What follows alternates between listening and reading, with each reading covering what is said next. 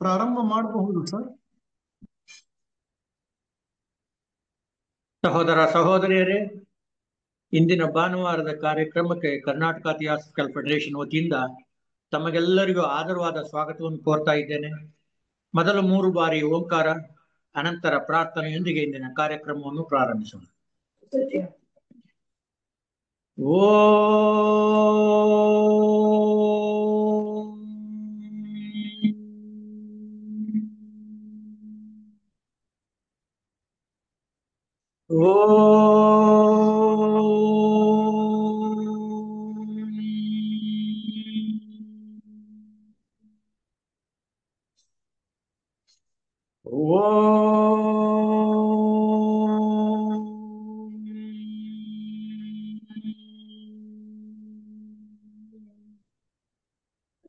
ಪ್ರತಿ ಅಣುವಿನಲ್ಲಿಯೂ ಚಲಿಸುತ್ತಿರುವ ಗುಪ್ತ ಚೇತನವೇ, ಪ್ರತಿ ಪ್ರಾಣಿಯಲ್ಲಿಯೂ ಬೆಳಗುತ್ತಿರುವ ಗುಪ್ತ ಜ್ಯೋತಿಯೇ, ಎಲ್ಲವನ್ನೂ ಒಂದನ್ನಾಗಿ ಸೇರಿಸಿರುವ ಗುಪ್ತ ಪ್ರೇಮವೇ, ನಿನ್ನೊಡನೆ ಒಂದಾಗಿ ಏನೆಂದು ತಿಳಿದಿರುವ ಪ್ರತಿಯೊಬ್ಬನು ಆ ಕಾರಣದಿಂದಲೇ ಇತರರೊಂದಿಗೂ ತನ್ನ ಐಕ್ಯತೆಯನ್ನು ಅರಿಯಲಿ. ಸಹೋದರ ಸಹೋದರಿಯೇ, ಮತ್ತೊಮ್ಮೆ ತಮಗೆಲ್ಲರಿಗೂ ಆದರವಾದ ಸ್ವಾಗತವನ್ನು ಕೋರ್ತಾ ಇದ್ದೇನೆ. ಇಂದಿನ ಆನ್ಲೈನ್ ಉಪನ್ಯಾಸ ಮಾಡಲು ನಮ್ಮ ರಾಷ್ಟ್ರೀಯ ಉಪನ್ಯಾಸಕರಾದ ಸೋದರ ಡಾಕ್ಟರ್ ಎಲ್ ನಾಗೇಶ್ ರವರು ಉಪನ್ಯಾಸ ಮಾಡಲು ಒಪ್ಪಿಕೊಂಡಿರುವುದು ನಮಗೆಲ್ಲ ಸಂತೋಷದ ವಿಷಯ. ಅವರು ನಿಮಗೆಲ್ಲ ತುಂಬಾ ಚಿರಪರಿಚಿತರು. ಆದರೂ ಕೂಡ ಕೆಲವೊಂದು ಇದು ಯೂಟ್ಯೂಬ್ ನಲ್ಲಿ ಅಪ್ಲೋಡ್ ಮಾಡೋದ್ರಿಂದ ಕೆಲವೊಂದು ವಿಷಯಗಳನ್ನ ತಿಳಿಸಬೇಕಾಗಿದೆ. ವೃತ್ತಿಯಲ್ಲಿ ದಂತ ವೈದ್ಯರಾಗಿ ಹಲವಾರು ಕಾಲೇಜುಗಳಲ್ಲಿ ಪ್ರೊಫೆಸರ್, ಪ್ರಿನ್ಸಿಪಾಲ್ ಆಗಿ ಸೇವೆ ಸಲ್ಲಿಸಿ ಈಗಲೂ ಕೆಲವು ಸಂಶೋಧನೆಯಲ್ಲಿ ತೊಡಗಿಕೊಂಡಿದ್ದಾರೆ. ಅವರು ವಿಜ್ಞಾನದೊಂದಿಗೆ ಥಿಯಾಸಫಿಯನ್ನು ಸಮನ್ವಯ ಮಾಡಿ ಉಪನ್ಯಾಸ ಮಾಡ್ತಿದ್ದಾಗ ನಮಗೆ ಕೆಲವೊಂದು ಸಾರಿ ಹೀಗೂ ಉಂಟೆ ಅನಿಸುವುದು. ಆಗ ಅವರ ಉಪನ್ಯಾಸದಲ್ಲಿ ಅವರ ವಿಷಯ ಪ್ರಜ್ಞೆ ಜೊತೆಗೆ ವಿಷಯ ಪ್ರತಿಪಾದನೆಯ ಸಾಮರ್ಥ್ಯ, ಅಖಂಡತ್ವದ ಪರಿಚಯ, ವಿಶ್ಲೇಷಣೆಯ ಸಾಮರ್ಥ್ಯ, ಸಂದರ್ಭಕ್ಕೆ ಅನುಸಾರವಾಗಿ ಹೋಲಿಸಬಹುದಾದ ಸಿದ್ಧಾಂತಗಳನ್ನು ಮತ್ತು ವ್ಯಕ್ತಿತ್ವಗಳನ್ನು ಅವರ ಉಪನ್ಯಾಸಗಳಲ್ಲಿ ನಾವು ನೋಡಬಹುದು.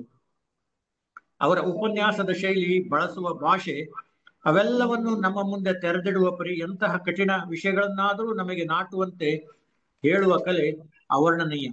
ಇದೆಲ್ಲಕ್ಕಿಂತ ಹೆಚ್ಚಾಗಿ ಕಳೆದ ಸುಮಾರು 25 ವರ್ಷಗಳಿಂದ ತಮ್ಮ ಮನೆಯಲ್ಲಿ ವಿಜಯನಗರ ಲಾಡ್ಜ್ ಅನ್ನು ನಡೆಸಲು ಅನುವು ಮಾಡಿಕೊಟ್ಟು ಸದಸ್ಯರನ್ನು ಹುರಿದುಂಬಿಸಿ ಅದನ್ನು ಮುನ್ನಡೆಸಿಕೊಂಡು ಬರ್ತಾ ಇದ್ದಾರೆ. ತಮ್ಮ ತನು ಮನ ಧನಗಳನ್ನು ಥಿಯಾಸಫಿ ಸೇವೆಯಲ್ಲಿ ತೊಡಗಿಸಿಕೊಂಡು ನಮಗೆಲ್ಲ ಮಾದರಿಯಾಗಿದ್ದಾರೆ ಎಂದರೆ ತಪ್ಪಾಗಲಾರದು. ಡಾಕ್ಟರ್ ನಾಗೇಶ್ ಅವರನ್ನು ನಿಮ್ಮೆಲ್ಲರ ಪರವಾಗಿ ಹೃತ್ಪೂರ್ವಕವಾಗಿ ಸ್ವಾಗತ ಕೋರ್ತಾ ಇದ್ದೇನೆ ಮತ್ತು ಉಪನ್ಯಾಸ ನೀಡಲು ಕೇಳಿಕೊಳ್ತಾ ಇದ್ದೇನೆ. ನಮಸ್ಕಾರ.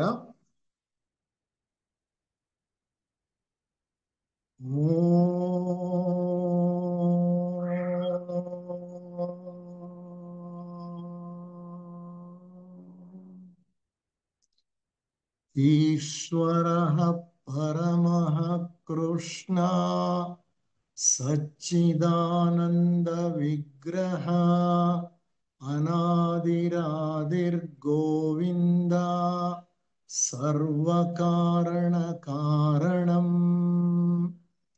ಎಲ್ಲಾ ಕಾರಣಗಳಿಗೂ ಮೂಲಭೂತ ಕಾರಣಕರ್ತನಾದಂಥ ಪರಮಾತ್ಮನಿಗೆ ನಮಸ್ಕರಿಸುತ್ತಾ, ಎಲ್ಲ ಜೀವನ್ಮುಕ್ತ ಋಷಿಗಳ ಪಾದಗಳಿಗೆ ಪ್ರಣಾಮಗಳನ್ನು ಸಲ್ಲಿಸುತ್ತಾ, ಎಲ್ಲರ ಅಂತರಂಗಗಳಲ್ಲಿ ಅಂತರ್ಯಾಮಿಯಾಗಿ ನೆಲೆಸಿರುವ ದಿವ್ಯ ಚೈತನ್ಯಕ್ಕೆ ವಂದಿಸುತ್ತಾ, ಸೋದರ ಸೋದರಿಯರೇ, ಆತ್ಮೀಯರೇ,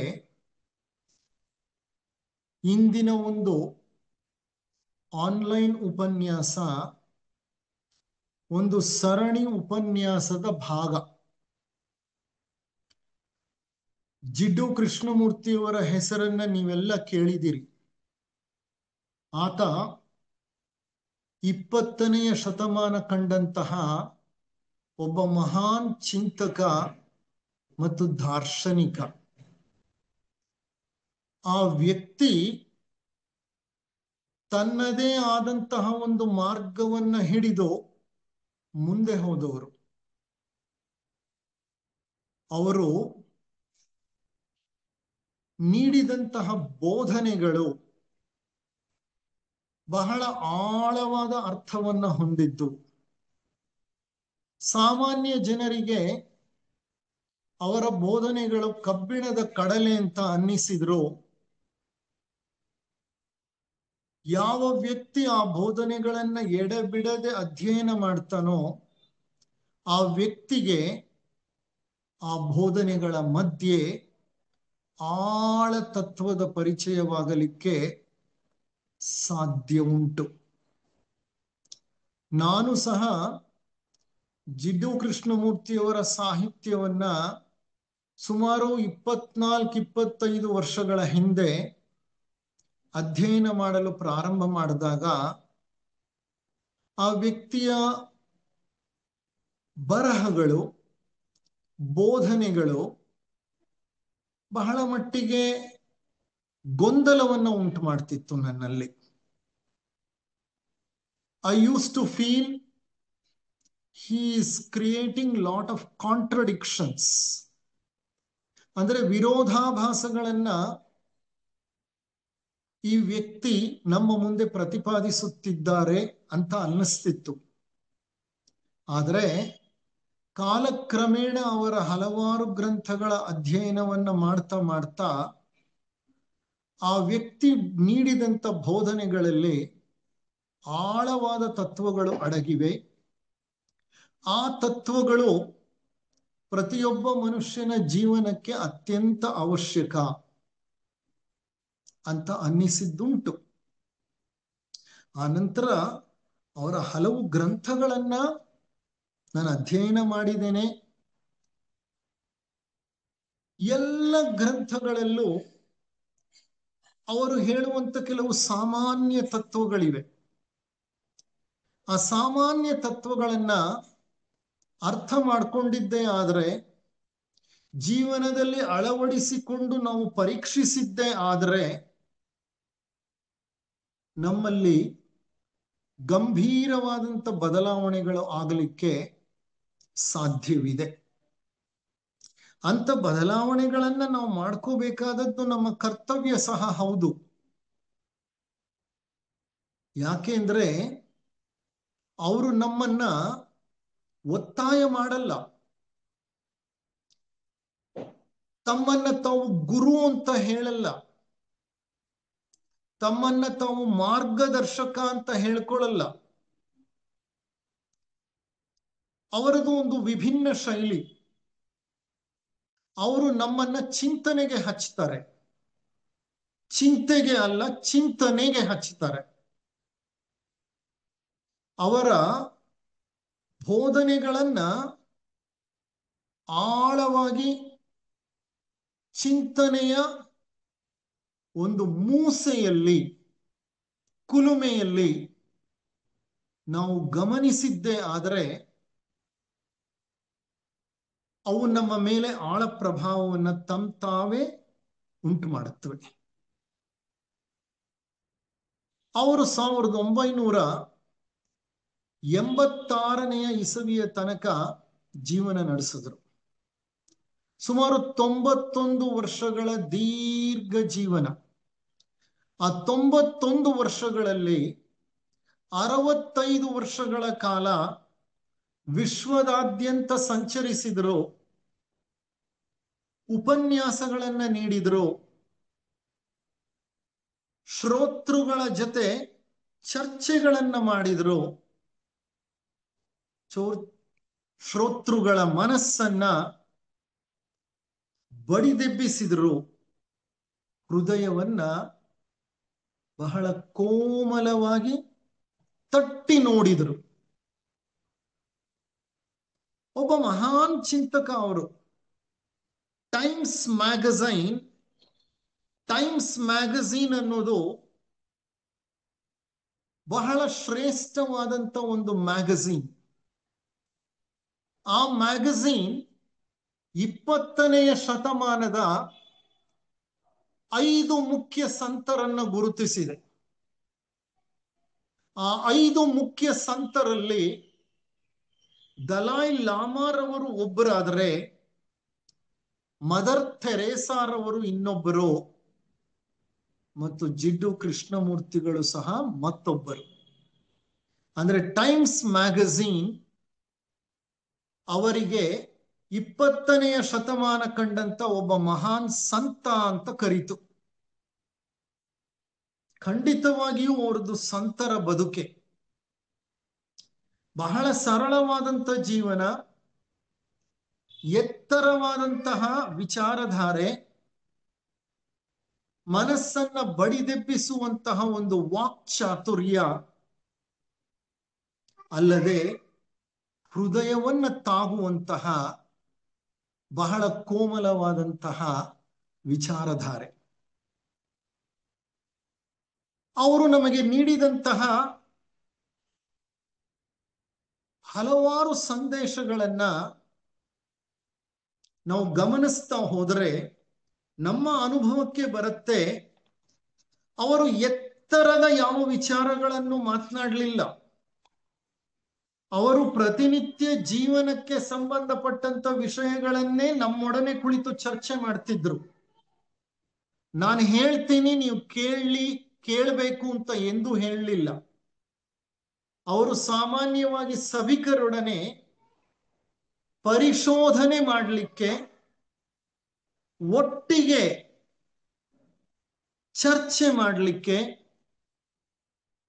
ವಿಷಯ ವಿಚಾರಗಳನ್ನ ಹಂಚಿಕೊಳ್ಳಲಿಕ್ಕೆ, ಪ್ರಶ್ನೆಗಳನ್ನ ಕೇಳ್ತಾ ನಮ್ಮಲ್ಲಿ ಚಿಂತನೆಯ ಒಂದು ಲಹರಿಯನ್ನ ಉತ್ತೇಜನ ಮಾಡಲಿಕ್ಕೆ ಅಥವಾ ಉತ್ತೇಜಿಸಲಿಕ್ಕೆ ಪ್ರಯತ್ನ ಪಡ್ತಿದ್ರು.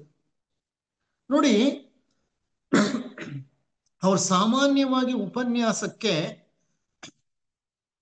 ತೆಗೆದುಕೊಳ್ತಾ ಇದ್ದಂತ ವಿಷಯಗಳು ಯಾವುದು ಅಂದ್ರೆ,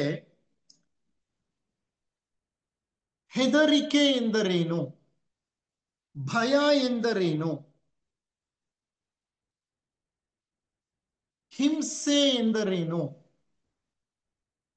ಕೋಪ ಮಾಡಿಕೊಳ್ಳುವುದು ಎಂದರೇನು, ಮತ್ಸರವೆಂದರೇನು, ಏಕಾಂಗಿತನ ಅಂದ್ರೆ ಏನು, ಗೊಂದಲ ಅಂದ್ರೆ ಏನು, ಸ್ವಯಂ ಪರಿಶೋಧನೆ ಅಂದ್ರೆ ಏನು, ಸ್ವಜ್ಞಾನ ಎಂದರೇನು, ಶಿಕ್ಷಣ ಅಂದ್ರೆ ಏನು, ಸಂಬಂಧಗಳು ಅಂದ್ರೆ ಏನು, ಪ್ರಕೃತಿ ಮತ್ತು ಪ್ರಕೃತಿಯೊಡನೆ ಮನುಷ್ಯನ ಸಂಬಂಧ ಹೇಗಿರಬೇಕು, ವ್ಯಾಮೋಹ ಅಂದ್ರೆ ಏನು, ಸತ್ಯ, ಸಾವು, ಧ್ಯಾನ, ಇಂತಹ ಬಹಳ ಮುಖ್ಯವಾದ ಜೀವನಕ್ಕೆ ಹತ್ತಿರವಾದ ವಿಷಯಗಳನ್ನ ನಮ್ಮೊಂದಿಗೆ ಕುಳಿತು, ಅಂದ್ರೆ ಶ್ರೋತೃಗಳ ಜೊತೆ ಕುಳಿತು ಪರಿಶೋಧಿಸುತ್ತಿದ್ರು. ಅದಕ್ಕೆ ಅವರ ಉಪನ್ಯಾಸಗಳು ಬಹಳ ಜನರನ್ನ ಆಕರ್ಷಿಸುತ್ತವೆ. ಯಾವುದೋ ಎತ್ತರದ ವಿಚಾರಗಳನ್ನಲ್ಲ, ಪ್ರತಿನಿತ್ಯ ಜೀವನಕ್ಕೆ ಸಂಬಂಧಿಸಿದಂತಹ ಸರಳವಾದ ವಿಷಯ ವಿಚಾರಗಳನ್ನೇ ನಮಗೆ ಒದಗಿಸಿಕೊಡುವ ಪ್ರಯತ್ನ ಮಾಡ್ತಿದ್ರು. ಅವರ ಜೀವಮಾನದ ಕೊನೆಯ ಕೆಲವು ಉಪನ್ಯಾಸಗಳನ್ನ ನಾನು ಆರಿಸಿಕೊಂಡು ಆ ಉಪನ್ಯಾಸಗಳ ಭಾವಾನುವಾದವನ್ನು ನಿಮಗೆ ನೀಡ್ತಾ ಇದ್ದೇನೆ. ಇವತ್ತಿನ ಈ ಒಂದು ಉಪನ್ಯಾಸ ಕಳೆದ ಉಪನ್ಯಾಸದ ಮುಂದುವರಿದ ಭಾಗ. 18ನೇ ನವೆಂಬರ್ 1985ನೇ ಇಸವಿ ಕೊನೆಯ ಬಾರಿ ಭಾರತಕ್ಕೆ ಬಂದಾಗ ನಮ್ಮ ಬೆನಾರಸ್ ಅಥವಾ ಕಾಶಿಯ ರಾಜಘಾಟ್ನಲ್ಲಿ ನೀಡಿದಂತಹ ಉಪನ್ಯಾಸದ ಭಾವಾನುವಾದ ಇದು. ನೋಡಿ, ಅವ್ರು ಹೇಳ್ತಾರೆ, ನಾವು ಕೂಡಿ ಚಿಂತನೆಯನ್ನು ನಡೆಸೋಣ, ಬುದ್ಧಿಮತ್ತೆಯನ್ನು ಬಳಸಿ ಪ್ರಜ್ಞಾಪೂರ್ವಕರಾಗಿ ತಾರ್ಕಿಕವಾಗಿ ಒಂದೇ ವಿಷಯವನ್ನು ಕೂಡಿ ಚಿಂತನೆ ಮಾಡೋಣ, ಎಲ್ಲ ಒಟ್ಟಿಗೆ ಕುಳಿತುಕೊಳ್ಳೋಣ. ನಮ್ಮ ಬುದ್ಧಿಮತ್ತೆಯನ್ನ ಬಳಸೋಣ, ಪ್ರಜ್ಞೆಯನ್ನ ಕೇಂದ್ರೀಕರಿಸೋಣ, ತಾರ್ಕಿಕವಾಗಿ ಒಂದೇ ವಿಷಯವನ್ನ ನಾವೆಲ್ಲ ಚಿಂತನೆ ಮಾಡೋಣ. ಏನದು ವಿಷಯ?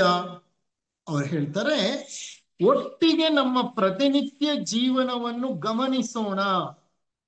ಒಟ್ಟಾಗಿ ಕುಳಿತು ನಮ್ಮ ದಿನನಿತ್ಯದ ಜೀವನವನ್ನ ನಾವು ಗಮನಿಸಿ ನೋಡೋಣ, ಪರಕಿಸಿ ನೋಡೋಣ, ಅಂದ್ರೆ ಪರೀಕ್ಷಿಸಿ ನೋಡೋಣ. ಏಕೆಂದರೆ ನಿತ್ಯ ಜೀವನ ಅನ್ನೋದು ಎಲ್ಲದಕ್ಕಿಂತ ಬಲು ಮುಖ್ಯ. ಪ್ರತಿ ಕ್ಷಣವೂ ನಿತ್ಯ ಜೀವನವನ್ನು ಗಮನಿಸಿ ನಿಮ್ಮ ಸಮ್ಮತಿ ಅಸಮ್ಮತಿಗಳನ್ನ ಬದಿಗಿಡಿ. ನಾವು ಮಾಡಬೇಕಾಗಿರುವಂತ ಅತಿ ಮುಖ್ಯವಾದ ಕೆಲಸ, ನಮ್ಮ ಜೀವನವನ್ನೇ ನಾವು ಪರಿವೀಕ್ಷಿಸಿ ನೋಡ್ಬೇಕು. ಇದನ್ನ ನಾವು ಬಹಳ ಅಪರೂಪ ಮಾಡೋದು. ನಾವೇನ್ ಮಾಡ್ತೀವಿ ಅಂದ್ರೆ ಇತರ ವ್ಯಕ್ತಿಗಳ ಜೀವನವನ್ನ ಸದಾ ಗಮನಿಸ್ತಿರ್ತೇವೆ, ಅವರ ಜೀವನದ ಲೋಪದೋಷಗಳನ್ನ ಎತ್ತಾಡಿಕೊಂಡು ನಗ್ತಾ ಇರ್ತೇವೆ, ಅಥವಾ ಅವರನ್ನ ಹೀಯಾಳಿಸುತ್ತೇವೆ, ತೆಗಳುತ್ತೇವೆ, ಅವರ ಬಗ್ಗೆ ಒಂದು ಕೆಟ್ಟ ಅಭಿಪ್ರಾಯವನ್ನು ಬೆಳೆಸ್ಕೊಳ್ತೇವೆ. ಇತರರ ಜೀವನವನ್ನ ಗಮನಿಸುವುದಕ್ಕಿಂತ ಹೆಚ್ಚಾಗಿ ನಮ್ಮ ಜೀವನವನ್ನ ನಾವು ಗಮನಿಸಿ ನೋಡ್ಬೇಕು. ಹಾಗೆ ಗಮನಿಸಿ ನೋಡುವಾಗ ಸಮ್ಮತಿ ಅಸಮ್ಮತಿಗಳನ್ನ ದೂರ ಇಡಬೇಕು. ಅಂದ್ರೆ ಅರ್ಥ, ನಮ್ಮ ಜೀವನವನ್ನ ನಾವು ಗಮನಿಸುವಾಗ ಇದು ಸರಿ, ಅದು ತಪ್ಪು, ಇದಕ್ಕೆ ನನ್ನ ಸಮ್ಮತಿ ಇದೆ, ಅದಕ್ಕೆ ನನ್ನ ಅಸಮ್ಮತಿ ಇದೆ ಅಂತ ಯಾವುದೇ ರೀತಿಯ ವಿಶ್ಲೇಷಣೆಯನ್ನ ಮಾಡದೆ ಸುಮ್ಮನೆ ನಮ್ಮ ಜೀವನವನ್ನ ನಾವು ಗಮನಿಸಬೇಕಂತೆ. Approval and disapproval should not be done. You should not engage in approving or disapproving. Impartially watch, observe your lives regularly. ಕೆಲವರಿಗೆ ಇದು ಬಹಳ ಕಷ್ಟವಾಗಬಹುದು. ಕಾರಣ, ಬಹಳ ಬೇಗ ಅವರು ಕ್ರಿಯೆಯನ್ನು, ಕಾರ್ಯವನ್ನು, ವಿಷಯವನ್ನು, ವಿಚಾರವನ್ನು ಇಲ್ಲ ಸಮ್ಮತಿಸುತ್ತಾರೆ ಅಥವಾ ಅಸಮ್ಮತಿಯನ್ನು ವ್ಯಕ್ತಪಡಿಸುತ್ತಾರೆ. ಬಹಳ ಜನರ ಜೀವನ ಶೈಲಿ ಹೇಗಿರುತ್ತೆ ಅಂದ್ರೆ, ನೋಡಿದ ಪ್ರತಿಯೊಂದನ್ನು, ಕೇಳಿದ ಪ್ರತಿಯೊಂದು ವಿಷಯ ವಿಚಾರಗಳನ್ನು, ವ್ಯಕ್ತಿಗಳನ್ನು ನಾವೇನ್ ಮಾಡ್ತೀವಿ, hey this is right, hey this is wrong, ಇದು ಸರಿ, ಇದು ತಪ್ಪು, ಇದು ನನಗಿಷ್ಟ ಇಲ್ಲ, ಅದು ನನಗೆ ಇಷ್ಟ, this is correct, this is incorrect, this I approve and endorse, this I do not approve and I do not endorse ಅಂತ ಏನ್ ಮಾಡ್ತೀವಿ, ವಿಭಾಗ ಮಾಡ್ತಾ ಹೋಗ್ತೀವಿ. ಈ ಪ್ರತಿಕ್ರಿಯೆಯನ್ನ ನೀಡದೆ ಸುಮ್ಮನೆ ಗಮನಿಸಲು ಸಾಧ್ಯವಿದೆಯಾ? ಗಮನಿಸಿ ನಿಮ್ಮ ಜೀವನವನ್ನ ಸುಮ್ಮನೆ. ಯಾಕೆ ಅಂದ್ರೆ ನೀವೇನ್ ಮಾಡ್ತೀರಿ ಅಂದ್ರೆ, ನಿಮ್ಮ ಪ್ರತಿಕ್ರಿಯೆಗಳನ್ನ ಬಹಳ ಬೇಗ ವ್ಯಕ್ತಪಡಿಸ್ತೀರಿ. ಈತ ಧಾರ್ಮಿಕ, ಈತ ಧಾರ್ಮಿಕ, ಈತ ಅಧಾರ್ಮಿಕ. ಜಸ್ಟ್ ಎ ಸೆಕೆಂಡ್ ಜ್ಯೋತಿ, ಅವಳನ್ನ ಪಕ್ಕ ಕಳಿಸು. ಈತ ಧಾರ್ಮಿಕ, ಈತ ಅಧಾರ್ಮಿಕ, ಇದು ಲೌಕಿಕ, ಇದು ಅಲೌಕಿಕ, ಹೀಗೆ ಮುಂತಾದ ತೀರ್ಮಾನಗಳನ್ನು ನಾವು ಕೊಡ್ತೀವಿ. ಆದ್ರಿಂದ ಜಿಡು ಕೃಷ್ಣಮೂರ್ತಿಗಳು ಕೇಳಿಕೊಳ್ತಿದ್ದಾರೆ ತಮ್ಮ ಶ್ರೋತೃಗಳ ಬಳಿ, ಈ ಮುಂಜಾನೆ ನಿಮ್ಮ ಎಲ್ಲ ಸಮ್ಮತಿ ಅಸಮ್ಮತಿಗಳನ್ನ ಬದಿಗಿಟ್ಟು ಸುಮ್ಮನೆ ಚಿಂತನೆ ನಡೆಸಲು, ಸುಮ್ಮನೆ ಪರಿವೀಕ್ಷಿಸಲು ಸಾಧ್ಯವೇ? ನೀವು ಹಾಗೆ ಮಾಡುತ್ತೀರಾ ಅನ್ನೋ ಪ್ರಶ್ನೆಯನ್ನ ಕೇಳ್ತಾರೆ. ನೀವು ಹಾಗೆ ಮಾಡುತ್ತೀರಾ ಅಂತ ಕೇಳ್ಕೊಳ್ತಾರೆ. ನನ್ನ ಅಭಿಪ್ರಾಯ, ನಿಮ್ಮ ಅಭಿಪ್ರಾಯ, ನನ್ನ ಚಿಂತನೆ, ನಿಮ್ಮ ಚಿಂತನೆ ಎಲ್ಲವನ್ನು ಬದಿಗೊತ್ತಿ ಸುಮ್ಮನೆ ಒಟ್ಟಾಗಿ ಗಮನಿಸಿ ಚಿಂತನೆ ಮಾಡಿ. ಸಹಮತ ಅಸಹಮತಗಳು ಜನರನ್ನ ವಿಭಜಿಸುತ್ತವೆ. I like this, I dislike this, I want this, I do not want this, I approve this, I do not approve this. ಈ ದ್ವಂದ್ವಗಳನ್ನ ನಾವು ಸೃಷ್ಟಿಸಿಕೊಂಡಷ್ಟು ನಮ್ಮನ್ನ ನಾವು ವಿಭಜಿಸಿಕೊಳ್ತೇವೆ. ಕಾರಣ, ಕೆಲವರು ಅಪ್ರೂವಲ್ ಕಡೆ ನಿಂತ್ರೆ ಕೆಲವರು ಡಿಸಪ್ರೂವಲ್ ಕಡೆ ನಿಂತ್ಕೊಳ್ತಾರೆ. ಕೆಲವರು ಸರಿ ಅಂದ್ರೆ ಕೆಲವರು ತಪ್ಪು ಅಂತಾರೆ. ಆವಾಗ ನಮ್ಮಲ್ಲೇ ವಿಭಜನೆಗಳಾಗತ್ತೆ.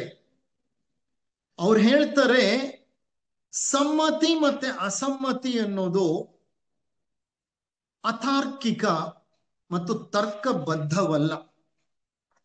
ಕಾರಣವೇನೆಂದರೆ ನೀವು ನಿಮ್ಮ ಅಭಿಪ್ರಾಯವನ್ನ ವ್ಯಕ್ತಪಡಿಸುತ್ತಿದ್ದೀರಿ ಅಥವಾ ಬದ್ಧರಾಗಿದ್ದೀರಿ, ಅಥವಾ ನಿಮ್ಮ ಅಸಮ್ಮತಿಯನ್ನ ಸೂಚಿಸುತ್ತಿದ್ದೀರಿ. ನೀವು ನಿಮ್ಮ ಅಭಿಪ್ರಾಯಕ್ಕೆ ಅಂಟಿಕೊಂಡಿದ್ದೀರಿ. ಅಂದ್ರೆ you are getting conditioned. When you get conditioned ಅಂದ್ರೆ ನಿರ್ಬಂಧನೆಗಳನ್ನ ಸೃಷ್ಟಿ ಮಾಡ್ಕೋತೀರಿ. ವಿಗ್ರಹ ಪೂಜೆ ಸರಿ, ವಿಗ್ರಹ ಪೂಜೆಯನ್ನ ಮಾಡದೇ ಇರೋದು ತಪ್ಪು ಅನ್ನೋಂತಹ ನಾನೊಂದು ಉದಾಹರಣೆ ನಿಮ್ಗೆ ಕೊಡ್ತಿದ್ದೀನಿ ಅನ್ನೋಂತಹ ಒಂದು ಅಭಿಪ್ರಾಯವನ್ನ ನಾವು ಬೆಳೆಸ್ಕೊಂಡ್ಬಿಟ್ರೆ ಆ ಅಭಿಪ್ರಾಯ ನಮ್ಮ ಮೆದುಳನ್ನ ನಿರ್ಬಂಧಿಸಿ ಬಿಡುತ್ತೆ. ಯಾರು ವಿಗ್ರಹ ಪೂಜೆಯನ್ನ ಮಾಡೋದಿಲ್ವೋ ಅವರ ಬಗ್ಗೆ ನಾವು ಅಸಮ್ಮತಿಯನ್ನ ವ್ಯಕ್ತಪಡಿಸ್ತೇವೆ. ಅವ್ರು ನಡ್ಕೊಳ್ತಾ ಇರೋ ರೀತಿ ತಪ್ಪು ಅನ್ನೋಂಥ ಮನೋಭಾವಕ್ಕೆ ಬರ್ತೇವೆ. ಯಾವುದೇ ವಿಷಯವನ್ನಾಗ್ಲಿ ಇದೇ ಸರಿ ಇದೇ ತಪ್ಪು ಅಂತ ಅಭಿಪ್ರಾಯವನ್ನ ಏರ್ಪಡಿಸಿಕೊಂಡು ಅದಕ್ಕೆ ಬದ್ಧರಾಗಿ ಕುಳಿತು ಬಿಟ್ರೆ ನಮ್ಮ ಮನಸ್ಸು ಮುಚ್ಚಿದ ಮನಸ್ಸಾಗ್ಬಿಡುತ್ತೆ. ತೆರೆದ ಮನಸ್ಸು ಅಂದ್ರೆ ಪ್ರತಿಯೊಂದನ್ನು ಹೇಗಿದೆಯೋ ಅದು ಹಾಗೆ ಸುಮ್ಮನೆ ಗಮನಿಸಿ ನೋಡೋದು, ಯಾವುದೇ ತೀರ್ಪು ತೀರ್ಮಾನಗಳನ್ನ ತೆಗೆದುಕೊಳ್ಳದೆ ಇರೋದು.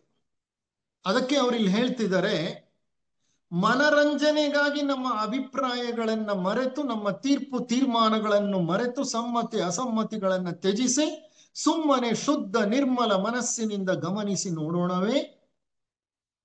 ಸುಮ್ಮನೆ ಶುದ್ಧ ನಿರ್ಮಲ ತೆರೆದ ಮನಸ್ಸಿನಿಂದ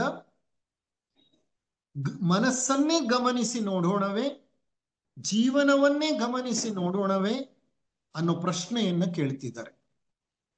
ಸರಿ, ನೀವಿದಕ್ಕೆ ಸಿದ್ಧರಾಗಿದ್ರೆ ಸುಮ್ಮನೆ ಪ್ರತಿಯೊಂದನ್ನು ಗಮನಿಸುವಂತಹ ಒಂದು ತಾಳ್ಮೆಯನ್ನ ನೀವು ಬೆಳೆಸಿಕೊಂಡಿರೋದೇ ಆದರೆ ನಾವಿನ್ನ ಮುಂದುವರಿಯೋಣ.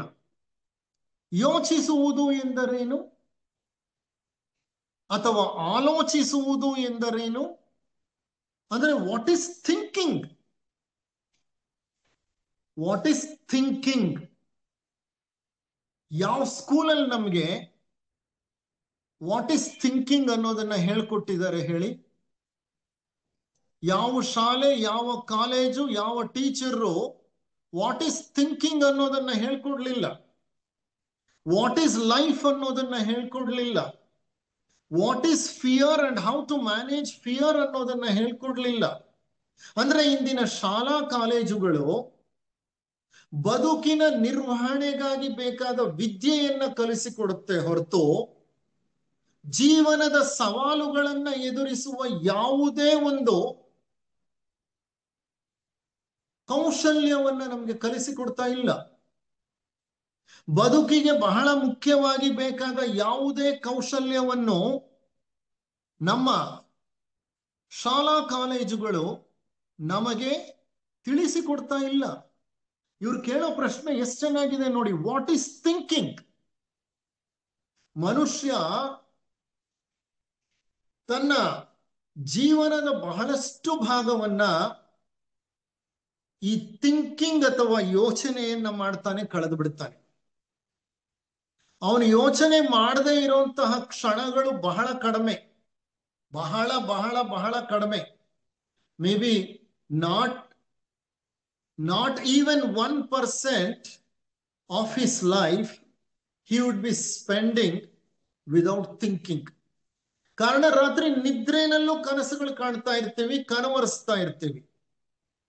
ಅಂದ್ರೆ ನಿದ್ರೆನಲ್ಲಿ ಸಹ ನಮ್ಮ ಮೆದುಳಿನಲ್ಲಿ ಚಿಂತನೆಗಳ ಮೇಲೆ ಎದ್ದೇಳ್ತಾನೆ ಇರುತ್ತೆ, ಯೋಚನೆಗಳನ್ನ ಮಾಡ್ತಾನೆ ಇರ್ತೇವೆ.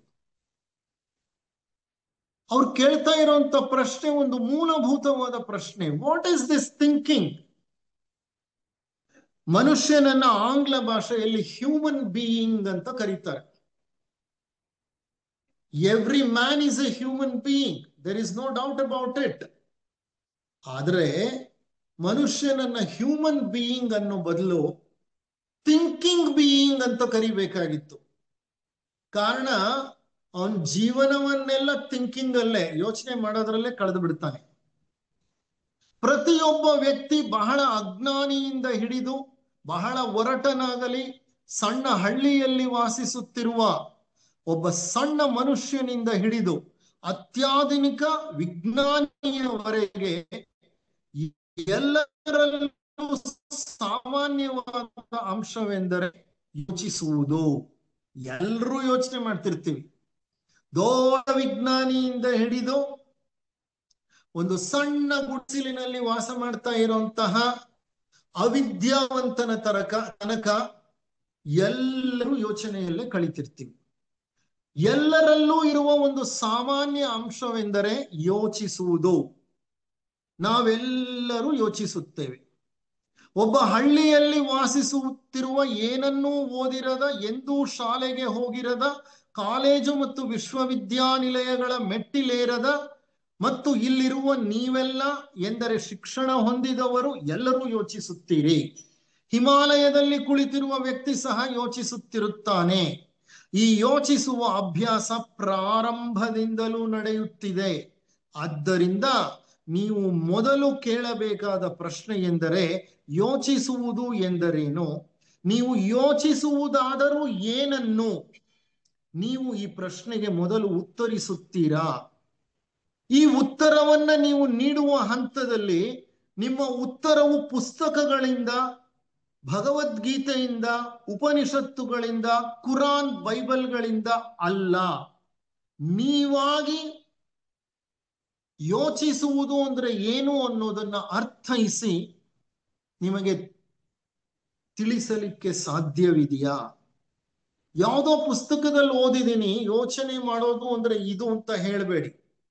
ನಿಮ್ಮ ಅನುಭವಕ್ಕೇನ್ ಬರುತ್ತೆ, ನಿಮಗೇನ್ ಅನ್ನಿಸುತ್ತೆ ಅಂದ್ರೆ ನೋಡಿ, ಇವರು ಎಲ್ಲ ಗ್ರಂಥಗಳ ಅವಲಂಬನೆಯಿಂದ ನಮ್ಮನ್ನ ಹೊರಕ್ಕೆ ಎಳಿತಾ ಇದ್ದಾರೆ. ಈ ಗ್ರಂಥಗಳ ಅವಲಂಬನೆ ಅನ್ನೋದು ನಮ್ಮನ್ನ ಪರಾವಲಂಬಿಯಾಗಿ ಮಾಡಿಬಿಟ್ಟಿದ್ದಾವೆ. ನಮ್ಮ ಸ್ವಂತ ಚಿಂತನಾ ಕ್ರಮವನ್ನ ನಿಲ್ಲಿಸಿ ಬಿಟ್ಟಿವೆ ಧರ್ಮ ಗ್ರಂಥಗಳು ಮತ್ತು ಇತರ ಗ್ರಂಥಗಳು. ಯೋಚಿಸುವುದು ಎಂದರೇನು? ನಾವು ಯೋಚಿಸುತ್ತಾ ಜೀವಿಸುತ್ತಿರುತ್ತೇವೆ. ನಮ್ಮ ಪ್ರತಿನಿತ್ಯದ ಕೆಲಸಗಳು ಯೋಚನೆಗಳ ಆಧಾರದ ಮೇಲೆಯೇ ಇದೆ. ನೀವು ಒಂದು ರೀತಿ ಯೋಚಿಸಬಹುದು, ಮತ್ತೊಬ್ಬ ವ್ಯಕ್ತಿ ಇನ್ನೊಂದು ರೀತಿ ಯೋಚಿಸಬಹುದು. ಆದರೆ ಅದು ಯೋಚಿಸುವುದೇ ಆಗಿದೆ. ಹಾಗಾದರೆ ಅದು ಏನು? ನಿಮಗೆ ಸ್ಮರಣೆಯೇ ಇಲ್ಲದಿದ್ದರೆ ನೀವು ಯೋಚಿಸಲು ಸಾಧ್ಯವೇ? ನೀವು ಹಿಂದಕ್ಕೆ ಮತ್ತು ಮುಂದಕ್ಕೆ ಯೋಚಿಸಬಹುದಲ್ಲವೇ? ನಾಳೆ ನೀವು ಏನು ಮಾಡುತ್ತೀರಿ, ಅಥವಾ ಮುಂದೆ 1 ಗಂಟೆಯ ನಂತರ ಏನು ಮಾಡುತ್ತೀರಿ, ಅಥವಾ ನಿನ್ನೆ ಏನು ಮಾಡಿದಿರಿ, ಅಥವಾ ಇಂದು ಬೆಳಿಗ್ಗೆ ಏನು ಮಾಡಿದಿರಿ ಎಂಬುದನ್ನು ಯೋಚಿಸಬಹುದಲ್ಲವೇ?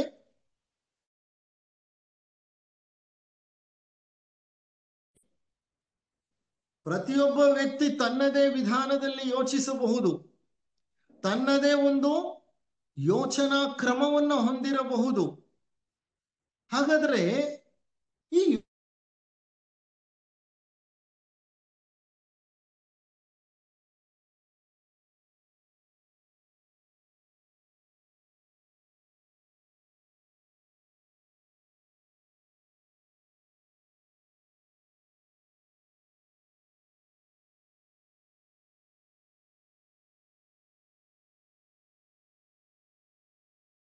ಬಂದಾಗ ಆತನಿಗೆ ತನ್ನ ಹೆಸರು ಜ್ಞಾಪಕ ಇರೋದಿಲ್ಲ, ತಾನು ಯಾರು ಅನ್ನೋದು ಜ್ಞಾಪಕ ಇರೋದಿಲ್ಲ, ತನ್ನ ಕುಟುಂಬದ ಸದಸ್ಯರ ಹೆಸರುಗಳು ಗೊತ್ತಿರೋದಿಲ್ಲ, ತನ್ನ ಕುಟುಂಬದ ಸದಸ್ಯರನ್ನು ಗುರುತಿಸುವುದಿಲ್ಲ, ತಾನು ಹುಟ್ಟಿ ಬೆಳೆದು ಬದುಕಿ ಜೀವನ ನಡೆಸಿದಂತ ಊರನ್ನೇ ಮರ್ತು ಹೋಗಿರ್ತಾನೆ, ತಾ ಮಾಡಿದ ವೃತ್ತಿಯನ್ನ ಮರ್ತು ಹೋಗಿರ್ತಾನೆ, ತನ್ನ ಅಕ್ಕ ತಂಗಿಯರು ಅಣ್ಣ ತಮ್ಮಂದಿರು ಎಲ್ಲರನ್ನೂ ಮರ್ತು ಹೋಗಿರ್ತಾನೆ, ತನ್ನನ್ನು ತಾನು ಮರ್ತು ಹೋಗಿರ್ತಾನೆ.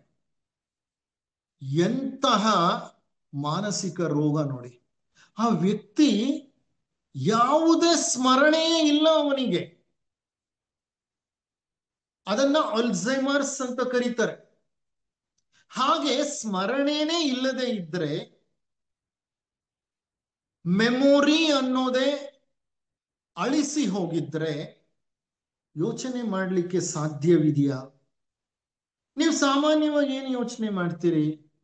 ಇಲ್ಲ ಭೂತಕಾಲದಲ್ಲಿ ನಡೆದ ವಿದ್ಯಮಾನಗಳನ್ನ ಕುರಿತು ಯೋಚನೆ ಮಾಡ್ತೀರಿ, ಇಲ್ಲ ಭವಿಷ್ಯದ ಭರವಸೆಗಳ ಬಗ್ಗೆ ಯೋಚನೆ ಮಾಡ್ತೀರಿ. ಸಾಮಾನ್ಯವಾಗಿ ಭವಿಷ್ಯ ಅನ್ನೋದು ಭೂತಕಾಲದಲ್ಲಿ ಜರುಗಿದ ವಿದ್ಯಮಾನಗಳ ನೆರಳಿನಲ್ಲಿ ಭವಿಷ್ಯವನ್ನ ನಾವು ಆಲೋಚನೆ ಮಾಡ್ತೀವಿ. ಭೂತಕಾಲ ಅನ್ನೋದು ಸ್ಮರಣೆಗೆ ಸಂಬಂಧಪಟ್ಟಿದ್ದು. ಇವಾಗ ಸ್ಮರಣೆ ಅನ್ನೋದೇ ಇಲ್ಲ ಅಂದ್ರೆ ನೀವು ಭೂತಕಾಲದ ಯೋಚನೆಗಳು ನಿಮಗಿರ್ಲಿಕ್ಕಿಲ್ಲ. ಭೂತವೇ ಭವಿಷ್ಯಕ್ಕೆ ನಾಂದಿ ಹಾಡೋದಾದ್ರೆ ಆ ಭವಿಷ್ಯದ ಯೋಚನೆಯೂ ನಿಮ್ಮಲ್ಲಿರೋದಿಲ್ಲ. ನೀವು ನಿನ್ನೆ ಏನ್ ಮಾಡಿದ್ರಿ, ಇಂದು ಬೆಳಿಗ್ಗೆ ಏನ್ ಮಾಡಿದ್ರಿ ಎಂಬುದನ್ನು ಯೋಚಿಸಬಹುದು. ತಾಂತ್ರಿಕವಾಗಿ ಹೇಳೋದಾದ್ರೆ ನಿನ್ನೆ ಏನ್ ಮಾಡಿದ್ರಿ, ಮೊನ್ನೆ ಏನ್ ಮಾಡಿದ್ರಿ, ಇವತ್ತು ಬೆಳಿಗ್ಗೆ ಏನ್ ಮಾಡಿದ್ರಿ, ಇದನ್ನ ನೀವು ಯೋಚನೆಗಳು ಮಾಡ್ತಿರಲ್ಲ, ಇದನ್ನ ಯೋಚನೆಗಳ ವಾಸ್ತುಶಿಲ್ಪ ಎಂದು ಕರೆಯುತ್ತಾರೆ. ಆರ್ಕಿಟೆಕ್ಚರ್ ಆಫ್ ಥಾಟ್ಸ್ ಅಂತ. Architecture of thoughts deal either with past or with future. ಆದ್ದರಿಂದ ನಾವು ಒಟ್ಟಿಗೆ ಸೇರಿ ಶೋಧಿಸಬೇಕು. ಈ ಆರ್ಕಿಟೆಕ್ಚರ್ ಆಫ್ ಥಾಟ್ಸ್ ಅಂದ್ರೆ ಯೋಚನೆಗಳ ಒಂದು ವಾಸ್ತುಶಿಲ್ಪವನ್ನ, ಆರ್ಕಿಟೆಕ್ಚರ್ ಅನ್ನ ನಾವೆಲ್ಲ ಒಟ್ಟಿಗೆ ಕುಳಿತು ಶೋಧಿಸಬೇಕು. ಅಂದ್ರೆ we should research it, we should explore it ಅಂತ ಅರ್ಥ. ಭಾರತೀಯ ವಿಧಾನದ ಯೋಚಿಸುವಿಕೆಯಲ್ಲಿ ಯುರೋಪಿಯನ್ನರ ವಿಧಾನದ ಯೋಚಿಸುವಿಕೆಯಲ್ಲ. ಅಂದ್ರೆ ಭಾರತೀಯ ವಿಧಾನದ ಯೋಚಿಸುವಿಕೆ ಅನ್ನೋದು ಒಂದು, ಯುರೋಪಿಯನ್ನರ ವಿಧಾನದ ಯೋಚಿಸುವಿಕೆ ಒಂದು. ಬೌದ್ಧರ, ಮುಸಲ್ಮಾನರ, ಹಿಂದೂಗಳ, ಕ್ರೈಸ್ತರ ಅಥವಾ ಯಾವುದೇ ಪಂಗಡದ ಯೋಚಿಸುವಿಕೆಯ ವಿಧಾನವಲ್ಲ. ನೀವು ಯೋಚಿಸುವುದನ್ನ ಪರಿಶೋಧಿಸಿ ಅಂದ್ರೆ ಯುರೋಪಿಯನ್ನರು ಹೇಗೆ ಯೋಚಿಸ್ತಾರೆ, ಹಿಂದೂಗಳು ಹೇಗೆ ಯೋಚಿಸ್ತಾರೆ, ಮುಸಲ್ಮಾನರು ಹೇಗೆ ಯೋಚಿಸ್ತಾರೆ, ಆಫ್ರಿಕಾ ಖಂಡದವರು ಹೇಗೆ ಯೋಚಿಸ್ತಾರೆ ಅದಲ್ಲ. ಯೋಚಿಸುವುದನ್ನ ಪರಿಶೋಧಿಸಿ ಅಂದ್ರೆ ಅರ್ಥ ಯಾವುದೇ ಪಂಗಡದ ಯೋಚಿಸುವಿಕೆಯ ವಿಧಾನವಲ್ಲ, ಸುಮ್ಮನೆ ಯೋಚಿಸುವುದು ಎಂಬುದನ್ನು ಶೋಧಿಸಬೇಕು. ಅಂದ್ರೆ ಯೋಚಿಸುವುದು ಅನ್ನುವಂತಹ ಒಂದು ಪ್ರಕ್ರಿಯೆಯನ್ನ ನಾವು ಪರಿಶೋಧಿಸಬೇಕು. ಆದ್ದರಿಂದ ನಾವು ಆಳವಾಗಿ, ಬಹಳ ಗಂಭೀರವಾಗಿ ಯೋಚಿಸುವುದು ಎಂಬುದನ್ನು ಅಥವಾ ಈ ಪ್ರಕ್ರಿಯೆಯನ್ನು ಪರೀಕ್ಷಿಸಬೇಕು. ಕಾರಣ ಯೋಚಿಸುವ ಪ್ರಕ್ರಿಯೆಯೇ ನಮ್ಮ ಜೀವನವನ್ನು ರೂಪಿಸುತ್ತದೆ. What is thinking and What is the architecture of thoughts? What is the process of thinking? ಇದನ್ನ ಗಂಭೀರವಾಗಿ ಕುಳಿತು ನಾವು ಗಮನಿಸಬೇಕು, ಪರೀಕ್ಷಿಸಬೇಕು.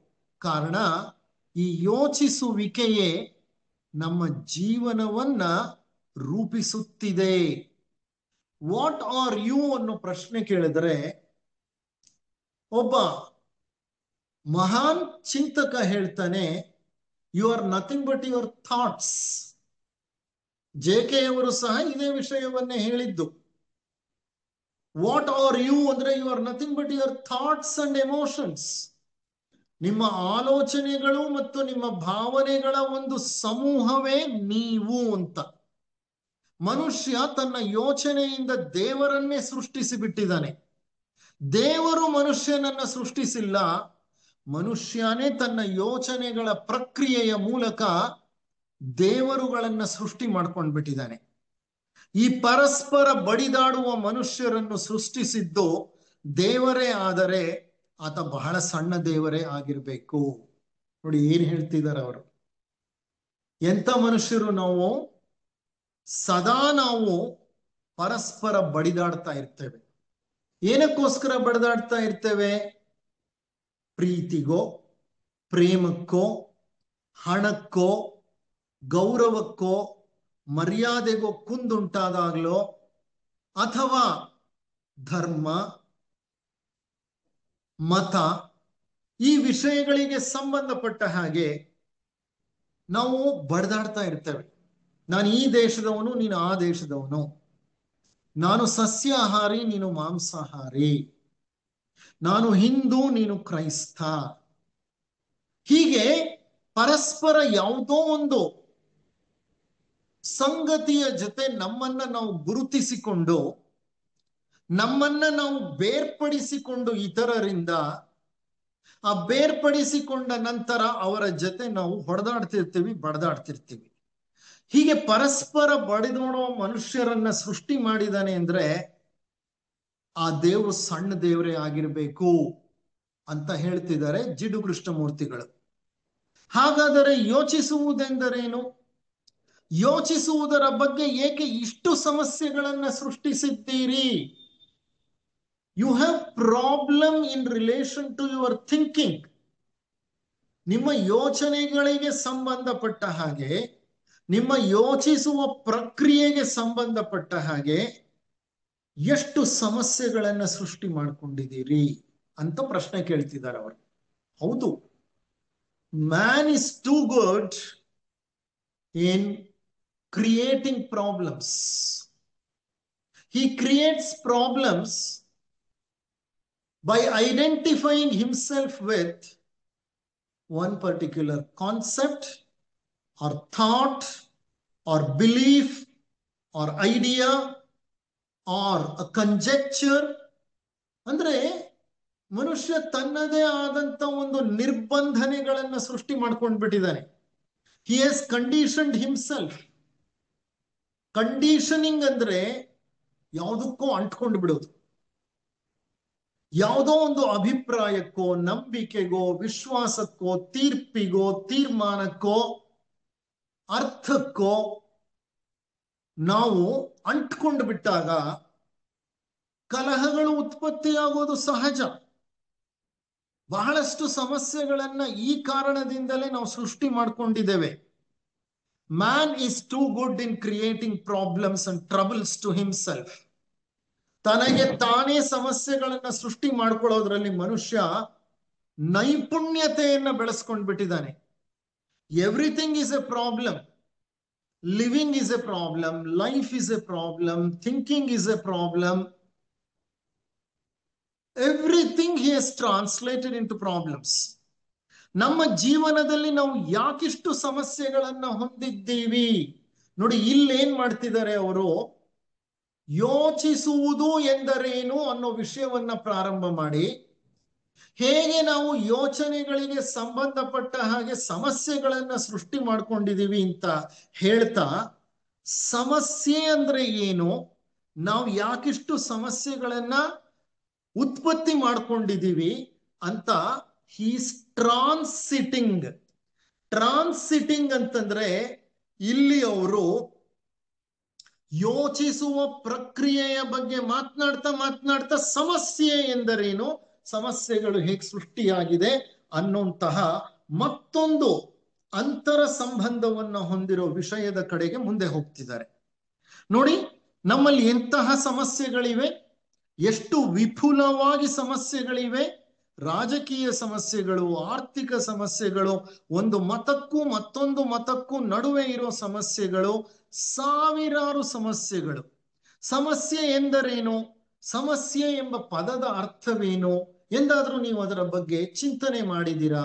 What is a problem? What does it mean to say that I have a problem? ಸಮಸ್ಯೆ ಅಂದ್ರೆ ಏನು, ಅದರ ಅರ್ಥ ಏನು ಅಂತ ಅವ್ರು ಹೇಳ್ತಾರೆ, ಡಿಕ್ಷನರಿಯ ಪ್ರಕಾರ ಸಮಸ್ಯೆ ಎಂದರೆ ನಿಮ್ಮೆಡೆಗೆ ಎಸೆದ ಒಂದು ಸವಾಲು. What is problem? Problem is nothing but a challenge which is thrown at you. Problem is nothing but a challenge which is thrown at you. ನಿಮ್ಮ ಕಡೆ ಎಸೆದ ಒಂದು ಸವಾಲನ್ನ ಸಮಸ್ಯೆ ಅಂತ ಹೇಳ್ಬೋದು. ನೀವು ಅದರ ಕಡೆಗೆ ಅವಶ್ಯಕವಾಗಿ ಗಮನ ಕೊಡಲೇಬೇಕಾದದ್ದು. ಯಾವಾಗಲಾದ್ರೂ ನಮ್ಮ ಮೇಲೆ ಒಂದು ಸವಾಲನ್ನ ಈ ಜೀವನವಾಗ್ಲಿ, ಪ್ರಕೃತಿಯಾಗ್ಲಿ, ಸಂದರ್ಭವಾಗ್ಲಿ ಎಸೆದದ್ದೇ ಆದ್ರೆ ಆ ಸವಾಲನ್ನ ನಾವು ಖಂಡಿತ ಎದುರಿಸಲೇಬೇಕು. ನಾವು ಸವಾಲನ್ನ ಎದುರಿಸಲಿಲ್ಲ ಅಂತಂದ್ರೆ ಆ ಸವಾಲಿನ ಮುಂದೆ ನಾವು ಕುಬ್ಜರಾಗಿ ಬಿಡ್ತೀವಿ.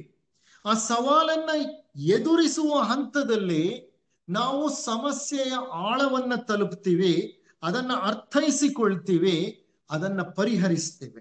ಅಂದ್ರೆ ಅದನ್ನ ಎದುರಿಸಬೇಕಾದದ್ದು ಅವಶ್ಯಕವಾಗಿ ನಾವು ಮಾಡಬೇಕಾದಂತಹ ಒಂದು ಕಾರ್ಯ. ಗಮನವನ್ನು ಕೊಡ್ಲೇಬೇಕು ಸಮಸ್ಯೆ ಎದುರಾದಾಗ. ಅದನ್ನ ಅದುಮಿಡಲು ಸಾಧ್ಯವಿಲ್ಲ. Never suppress your problems, never suppress your thoughts, never suppress your thinking. It is not suppression which is required. Suppression ಅಂದ್ರೆ ಅದುಮಿಡೋದು. ಅದುಮಿಡಬೇಡಿ, ಸುಮ್ಮನೆ ಗಮನಿಸಿ. ಅದು ನಿಮ್ಮ ಹೆಬ್ಬೆರಳಿನ ಗಾಯವಿದ್ದ ಹಾಗೆ. ಹೆಬ್ಬೆರಳಲ್ಲಿ ಗಾಯ ಆಗಿದ್ರೆ ಪದೇ ಪದೇ ಅದನ್ನ ನಾವು ಮುಟ್ಟಿ ನೋಡ್ಕೋತಾ ಇರ್ತೀವಿ, ಮುಟ್ಟದೇ ಇದ್ರೂ ನೋಡ್ಕೋತಾನೆ ಇರ್ತೀವಿ. ಉಗುರ್ಸುತ್ತೇನಾದ್ರೂ ಆದ್ರೆ ಕ್ಷಣ ಕ್ಷಣವೂ ನಮ್ಮ ಗಮನ ಉಗುರ್ಸುತ್ತಿನ ಕಡೆನೆ ಇರುತ್ತೆ, ಹೌದಾ ಅಲ್ವಾ? ಹಾಗೆ ನಾವು ಸವಾಲನ್ನ ಎದುರಿಸಬೇಕಾದಾಗ ಅದನ್ನು ಎದುರಿಸಬೇಕು, ಅದು ಮಿಡ್ಲಿಕ್ಕೆ ಸಾಧ್ಯವಿಲ್ಲ. ಕಾರಣ ಅದು ಹೆಬ್ಬೆರಳಿನ ಗಾಯವಿದ್ದ ಹಾಗೆ, ಉಗುರಿಗೆ ಉಂಟಾದ ಉಗುರು ಸುತ್ತಿದ್ದ ಹಾಗೆ. ನಿಮ್ಮ ಗಮನವನ್ನು ಸದಾ ಸೆಳೀತಾ ಇರುತ್ತೆ ಸಮಸ್ಯೆ ಅನ್ನೋದು. ಯಾಕಾಗಿ ಹುಟ್ಟಿದಾಗಿನಿಂದ ಹಿಡಿದು ನಾವು ಮರಣ ಹೊಂದುವವರೆಗೂ ನಮಗೆ ಸಮಸ್ಯೆಗಳಿರುತ್ತವೆ. ಯಾಕೆ ಇಷ್ಟೊಂದು ಸಮಸ್ಯೆಗಳು ಬರುತ್ತೆ ನಮಗೆ? ಹುಟ್ಟಿನಿಂದ ಹಿಡಿದು ಮರಣದ ತನಕ ಒಂದಲ್ಲ ಒಂದು ಸಮಸ್ಯೆಯ ಮಧ್ಯೆ ಮನುಷ್ಯ ಮುಳುಗಿರ್ತಾನೆ. ಮನುಷ್ಯನ ಜೀವನ ಏನು ಅಂದ್ರೆ ಸಮಸ್ಯೆಗಳ ಒಂದು ಅನಂತ ಪ್ರವಾಹ ಅಂತ ಹೇಳಬಹುದು ನಾವು. ಮರಣದ ಬಗ್ಗೆ ಭಯ, ಭಯದ ಬಗ್ಗೆ ಭಯ, ನೂರಾರು ವಿಷಯಗಳ ಬಗ್ಗೆ ಸಮಸ್ಯೆಗಳು. ಹುಟ್ಟಿದಾಗಿನಿಂದ ನಿಮಗೆ ಸಮಸ್ಯೆಗಳಿವೆ. ನೀವು ಶಾಲೆಗೆ ಹೋಗ್ತೀರಿ, ಅಲ್ಲಿ ನೀವು ಓದಬೇಕು, ಬರಿಬೇಕು, ಅದು ಸಹ ಮಗುವಿಗೆ ಸಮಸ್ಯೆಯಾಗತ್ತೆ. ಸ್ವಲ್ಪ ಸಮಯದ ನಂತರ ಆ ಮಗು ಗಣಿತವನ್ನ ಕಲಿಬೇಕಾಗತ್ತೆ, ಅದು ಆ ಮಗುವಿಗೆ ಸಮಸ್ಯೆಯಾಗತ್ತೆ. ಮತ್ತು ತಾಯಿ ಹೇಳಬಹುದು ಇದು ಮಾಡು, ಅದು ಮಾಡು, ಇದು ಮಾಡಬಾರದು, ಅದು ಮಾಡಬಾರದು ಮಾಡಬಹುದು ಅಂತ. ಆಗ ಅವೆಲ್ಲ ಸಮಸ್ಯೆಗಳಾಗಬಹುದು. ಅಂದ್ರೆ ನಾವು ಹುಟ್ಟಿದಾಗಿನಿಂದ ಏನಾಗತ್ತೆ ಅಂದ್ರೆ ನಮ್ಮ ಸಮಾಜ, ನಮ್ಮ ಕುಟುಂಬ, ನಮ್ಮ ಸಮುದಾಯ ನಮ್ಮನ್ನ ತಿದ್ದಿ ತೀಡಲು ಪ್ರಯತ್ನ ಪಡ್ತಾ ಇರ್ತವೆ. ಪ್ರತಿಯೊಬ್ರು, ಸಮಾಜದ ಪ್ರತಿಯೊಬ್ಬ ಸದಸ್ಯರು, ನಾವು ಯಾರ್ಯಾರ ಸಂಪರ್ಕಕ್ಕೆ ಹೋಗ್ತೀವೋ ಅವರೆಲ್ಲರೂ ನಮ್ಮನ್ನ ತಿದ್ದಿ ತೀಡೋದ್ರಲ್ಲೇ ಕಾಲ ಕಳೀತಾರೆ. ಅದು ಮಾಡಬೇಕು, ಇದು ಮಾಡಬಾರ್ದು, ಇದು ಸರಿ, ಅದು ತಪ್ಪು. ಇದನ್ನ ಬಾಲ್ಯದಿಂದ ಆ ಮಗುವಿನ ಮನಸ್ಸಿಗೆ ತುಂಬುತ್ತಾ ಇರ್ತಾರೆ. ಅವೆಲ್ಲ ಕೆಲವು ಸಂದರ್ಭಗಳಲ್ಲಿ ಮಕ್ಕಳಿಗೆ ಸಮಸ್ಯೆಗಳಾಗಬಹುದು. ಮಕ್ಕಳು ಯೋಚಿಸುವ ವಿಧಾನವೇ ಬೇರೆ ಇರಬಹುದು, ಅವು ಹೊತ್ತು ತಂದ ಸಂಸ್ಕಾರಗಳೇ ಬೇರೆ ಇರಬಹುದು. ಅವುಗಳನ್ನು ಸ್ವತಂತ್ರವಾಗಿ ಆಲೋಚಿಸಿ ಅವು ತೀರ್ಮಾನಗಳನ್ನು ಅಥವಾ ನಿರ್ಧಾರಗಳನ್ನು ತೆಗೆದುಕೊಳ್ಳುವ ಹಂತದಲ್ಲಿ ಒಂದು ಪ್ರೋತ್ಸಾಹವನ್ನು ಕೊಡಬೇಕು. ಅನ್ಲೆಸ್ ಇಟ್ ಈಸ್ ಹಾರ್ಮ್ಫುಲ್, ಅದರಿಂದ ಹಾನಿ ಉಂಟಾಗತ್ತೆ ಅನ್ನೋದಾದ್ರೆ ಮಾತ್ರ ಮಗುವನ್ನ ತಿದ್ದಬೇಕಾಗತ್ತೆ. ಇಲ್ಲಾಂದ್ರೆ ಸಣ್ಣ ಪುಟ್ಟ ವಿಷಯ ವಿಚಾರಗಳಿಗೂ ಮಕ್ಕಳನ್ನ ತಿದ್ದಲಿಕ್ಕೆ ನಮಗೆ ಹಕ್ಕಿಲ್ಲ. ಕಾರಣ ಆ ಮಕ್ಕಳು ತಮ್ಮದೇ ಸಂಸ್ಕಾರಗಳನ್ನು ಹೊತ್ತು ಬಂದಿರ್ತಾರೆ. ಬಾಲ್ಯದಿಂದ ನಾವು ಸಮಸ್ಯೆಗಳಲ್ಲೇ ಬೆಳಿತೇವೆ. ಈ ಕಾರಣದಿಂದಲೇ ಬಾಲ್ಯದಿಂದಲೂ ಸಮಸ್ಯೆಗಳು. ಸ್ಕೂಲಿಗೆ ಹೋದ್ರೆ ಟೀಚರ್ಗಳು, ಮನೆಯಲ್ಲಿದ್ರೆ ಅಪ್ಪ ಅಮ್ಮ, ಅಕ್ಕ ತಂಗಿ, ಅಣ್ಣ ತಮ್ಮ, ರಸ್ತೆಗೆ ಹೋದ್ರೆ ಬಂಧು ವರ್ಗ, ಮಿತ್ರರು, ಸಮಾಜದ ಇತರ ಸದಸ್ಯರು, ಸಿಕ್ಕ ಅವರೆಲ್ಲ ಬೋಧನೆಗಳನ್ನ ನೀಡೋರೆ, ತಿಡ್ಲಿಕ್ಕೆ ಪ್ರಯತ್ನ ಪಡೋರೆ. ಇವೆಲ್ಲ ಚಿಕ್ಕ ಮಕ್ಕಳ ಮನಸ್ಸಿನಲ್ಲಿ ತುಂಬುವಂತಹ ಪಶ್ಮಲಗಳು. ಆದ್ರಿಂದಲೇ ಬಾಲ್ಯದಿಂದಲೇ ನಾವು ಸಮಸ್ಯೆಗಳನ್ನ ಸೃಷ್ಟಿ ಮಾಡ್ಕೊಂಡಿರ್ತೇವೆ. ಬೆಳೆದಂತೆ ನೀವು ಹದಿವಯಸ್ಸನ್ನ ತಲುಪುತ್ತೀರಿ, ಲೈಂಗಿಕ ಚಟುವಟಿಕೆಯಲ್ಲಿ ತೊಡಗುತ್ತೀರಿ, ಹಣ ಸಂಪಾದಿಸಲು ಕಲಿಯುತ್ತೀರಿ, ಸಮಾಜದ ಆಶಯದಂತೆ ಬದುಕುವುದಾ ಅಥವಾ ವಿರೋಧಿಸುವುದಾ, ಇದೆಲ್ಲ ಸಮಸ್ಯೆ ಆಗತ್ತೆ. ಒಂದು ಹಂತದಲ್ಲಿ ಎಷ್ಟು ಪ್ರಶ್ನೆಗಳು ನಮ್ಮಲ್ಲಿ ಉದ್ಭವ ಆಗತ್ತೆ ಅಂದ್ರೆ, ಸಮಾಜ ನನಗೆ ಹೇಗೆ ಏನು ಹೇಳ್ತಾ ಇದೆಯೋ ಹಾಗೆ ನಾನು ಬದುಕಬೇಕಾ ಅಥವಾ ನನ್ನ ಸ್ವಂತ ನಿರ್ಧಾರದ ಮೇಲೆ ಬದುಕಬೇಕಾ? ಯಾಕೆ ಈ ಸಮಾಜ ನನ್ನ ಮೇಲೆ ಇಷ್ಟು ಒತ್ತಡ ಹೇರುತ್ತೆ? ನನ್ನ ಯೋಚನಾ ವಿಧಾನವೇ ಬೇರೆ ಇದೆ, ನನ್ನ ನಿರ್ಧಾರಗಳೇ ಬೇರೆ ಇದೆ. ಯಾಕೆ ನನ್ನ ಮತ, ನನ್ನ ಧರ್ಮ, ನನ್ನ ನಂಬಿಕೆ, ನನ್ನ ವಿಶ್ವಾಸ ಇವೆಲ್ಲ ನನ್ನನ್ನು ಕಟ್ಟಿ ಹಿಡಿದಿದೆ ಅನ್ನುವಂತಹ ಪ್ರಶ್ನೆಗಳನ್ನ ನೀವು ನಿಮ್ಮ ಮನಸ್ಸಿನಲ್ಲಿ ಉತ್ಪತ್ತಿಯಾಗತ್ತೆ. ನೀವು ಅದನ್ನ ಗಮನಿಸಿಲ್ಲ. ಗಮನಿಸಿದರೂ ನಿಮ್ಮ ಗಮನ ಹೇಗಿದೆ ಅಂತಂದ್ರೆ ನಿಷ್ಪಕ್ಷಪಾತವಾದ ಗಮನವಲ್ಲ. ಕೊನೆಗೆ ನೀವೇನ್ ಮಾಡ್ತೀರಿ? ಯೋಚನೆ ಮಾಡ್ತೀರಿ, ಸಮಾಜ ಹೇಳ್ದಂಗೆ ಕೇಳ್ಬಿಡ್ಲ, ಇಲ್ಲ ವಿರೋಧಿಸಲ. ಒಂದು ಮದುವೆ ವಿಷಯ ತಗೊಳ್ಳಿ. ಒಬ್ಬ ವ್ಯಕ್ತಿ ಮದುವೆ ಆಗ್ಲಿಕ್ಕೆ ಇಷ್ಟಪಡಲ್ಲ. ಅವನಿಗೆ ಮೊದಲಿಂದಲೂ ಮದುವೆ ಬಗ್ಗೆ ಆಸಕ್ತಿ ಇಲ್ಲ.